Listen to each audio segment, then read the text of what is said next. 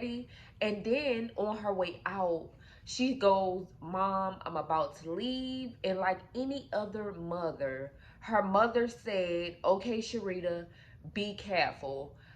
Now, Wilma instantly was like, "Okay, it's cold outside."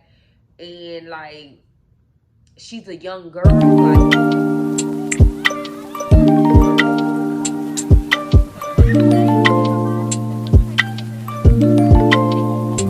Hello everyone and welcome back to the channel. Today we have another story time. Today's story time is about a girl named Sherita Williams. Sherita Williams was an intelligent, bright young lady. Sherita was 16 years old and she was a junior in high school. Now, Sherita had so much going for herself. Her favorite things to do was spend time with her family, cook, and her favorite food was sweet potatoes. And she enjoyed watching movies. But most importantly, Sharita loved spending time with her friends, getting her nails done, her hair done, just doing the girly stuff that teenagers love to do, especially when they are in high school. Now, Sharita was preparing to basically go to homecoming, prom, and basically apply to many colleges because Sharita wanted to be a social worker. So she was preparing herself like any teenager would do, especially in their junior year. Now, unfortunately, things would take a huge turn when Thanksgiving break came. And on November 28th, 2003, Sharita life changed. Well, matter of fact, her whole family life changed dramatically. So, this is the story of Sherita Williams. Now, November 28th, 2003, Sherita asked her mother for permission to go hang out with a couple of friends, basically to get her nails done and become cute. And you know, girls, when we get our nails done, we feel so good. We want to and look at our nails. Like, it makes us feel pretty when we get anything done to ourselves. And Sharita wanted to go spend time with her friends, and this is a little something that they did. So she asked her mother, was it okay to basically go spend time with her friends and then go over one of her other friends' house afterwards? And her mother said it was okay. So any other teenager, Sharita went to get ready. She went to put on a couple of clothes and she was basically excited to spend time with her friends. So Sharita got ready and then on her way out, she goes, "Mom, I'm about to leave." And like any other mother, her mother said, "Okay, Sharita, be careful." Now, Wilma didn't mind for Sharita to go hang out with her friends, but she also was a mother, so she wanted her to be careful. So Wilma basically made it clear to be careful. And of course, like any other teenager, like, "Okay, mom," and they leave to go. So that's what Sharita did. Now, of course, time start going by and Wilma is getting worried because Sharita is not home yet. So eventually, Wilma reaches out to Harry, which is Sharita's father, and he's a correctional officer and works at night. And she goes, "Harry, like, Sharita is not home. I'm getting worried." And he was like, "Give her a little more time and maybe she'll show up." Now, time went by. It was time for Harry to get off. And he gets home and he was like, "Did she call? Like, is she on her way? Like, what's going on?" And Wilma goes, "I'm getting worried. Like, she haven't showed up." So now Wilma reached out to the friend that Sharita's supposed to be going to see. And she goes, "Have you seen Sharita?" And the friend goes, "No, I haven't seen her. She didn't come by." So now Harry and Wilma are even more concerned. So they immediately call the police. Now the police come and Wilma and Harry like, "Can we make a police report? Like, can we do something? What can we do?" The police tell them, "No, you have to wait 48 hours. she could be a runaway teenager and you never know. So we had to wait 48 hours. Now, of course, Wilma is like, 48 hours waiting on my baby? Like, something's wrong. Like, she never done this. And you know, parents know their children. So they're like, oh no, we're not waiting. Like, that's not going to happen. So Wilma and Harry goes out to start looking for Sherita themselves. And so now they reach back out to the friend, and the friend states like, Sherita was supposed to have been going to see this guy friend of hers, and she got to cross over the bridge to go see him, and she don't like going that way. So I know she was going to visit him, but like she never came by or whatever here. And so Wilma and Harry was like, okay.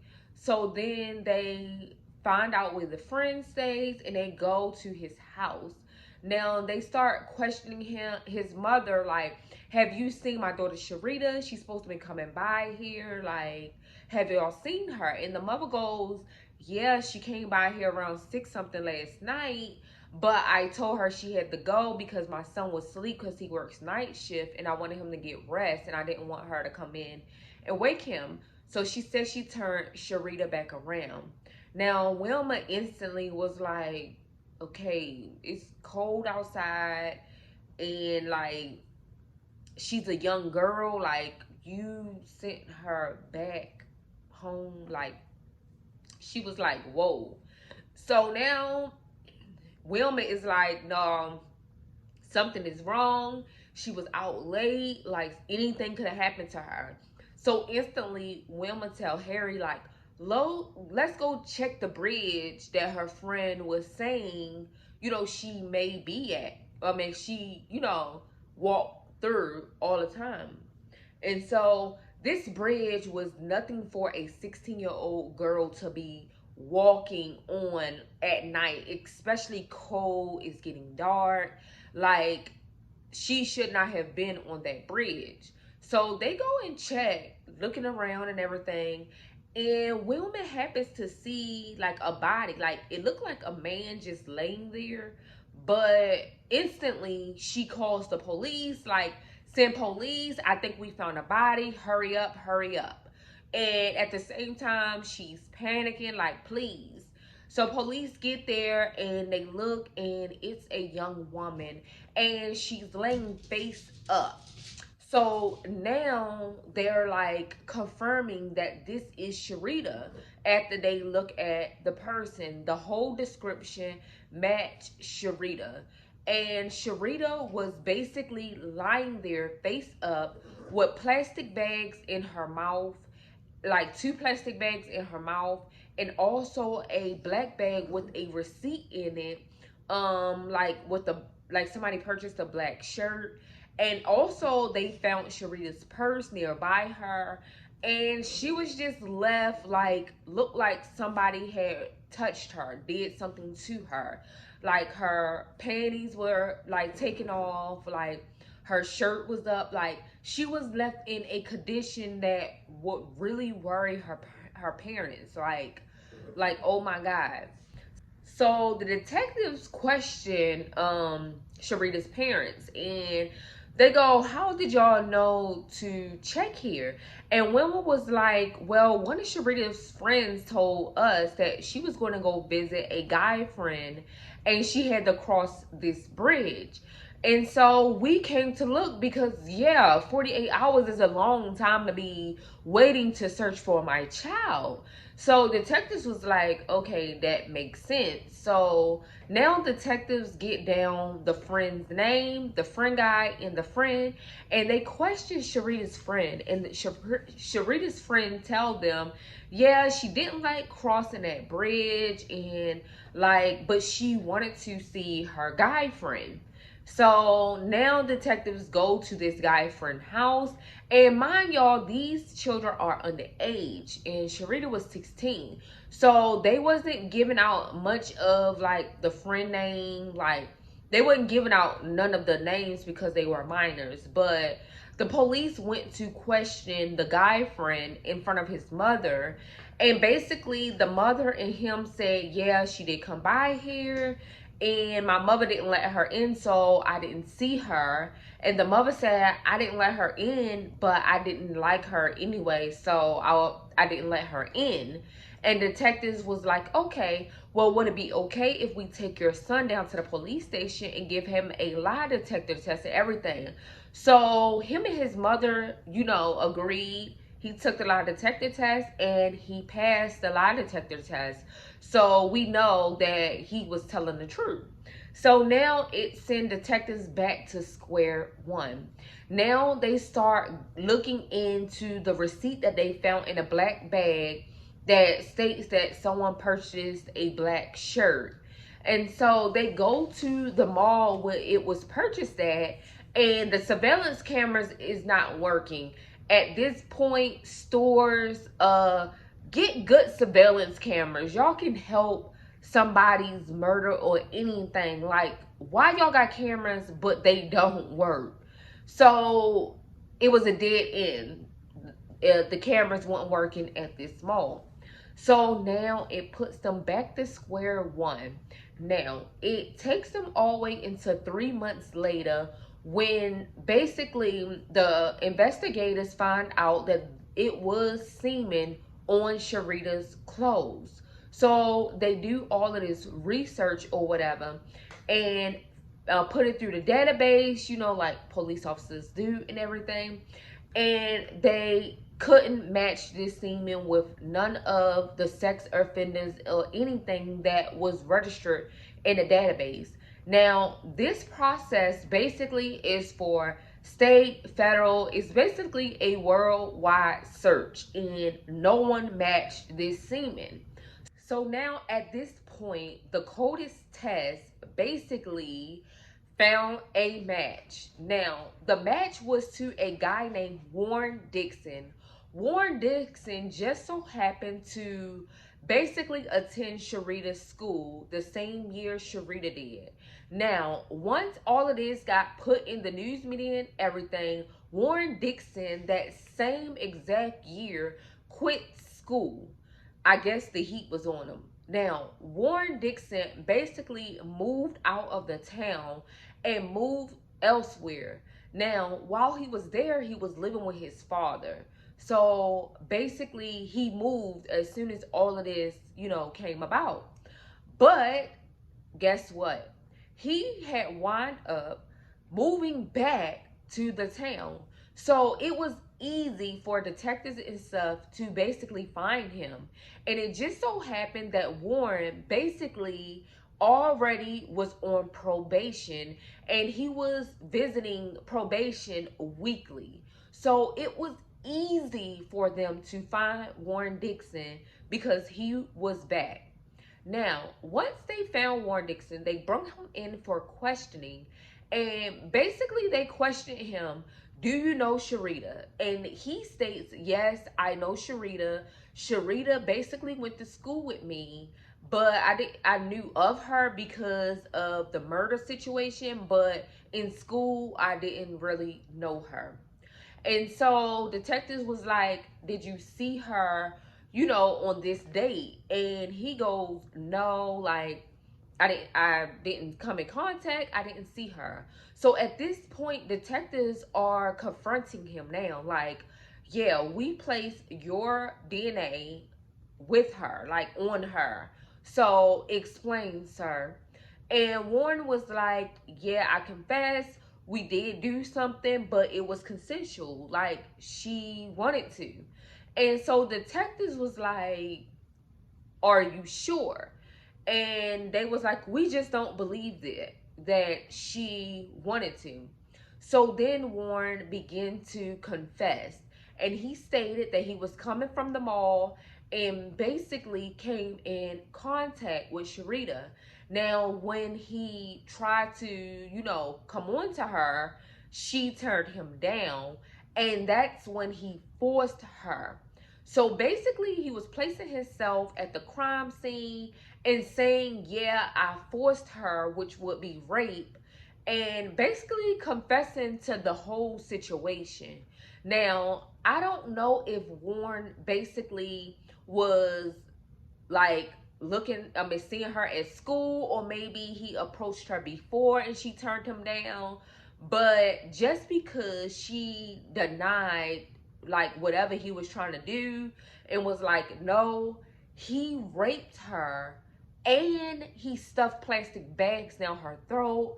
Like the condition she was left in gave off like hate, like he didn't like her, like he was angry, like this has happened to him before. And at the end of the day, Sherita did not deserve any of this. Now, you guys, Warren had been in trouble before. He was charged with drug charges in Pennsylvania. So basically, Warren got in trouble in Pennsylvania and then moved back to New Jersey. So basically, that's why he was attending probation or whatever, because he had got arrested before. But you guys, like, they said that Warren was a quiet person in school. So really people didn't know who he was or whatever. And he didn't stay too far from, you know, Sherita and her family. And what was weird is they said that in the interview, like he was weird. Like before questioning, he acted really weird and like awkward and off.